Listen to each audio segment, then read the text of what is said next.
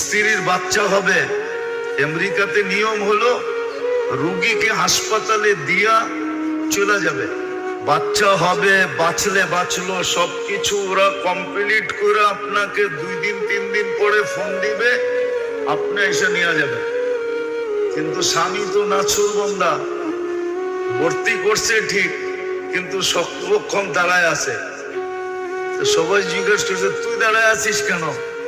তোরে বুঝেইছে, বল তোর শরীরের একটা অঙ্গ অর্ধেক যদি কোথাও থাকে তাহলে আর অর্ধেক ওর সাথে থাকবে না পৃথক থাকবে?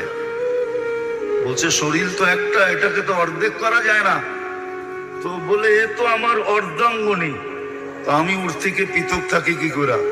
ও তো 10 মাস কষ্ট করলো আমার বাচ্চার জন্য, আমি ওর জন্য 2 দিন কষ্ট করতে পারবো না?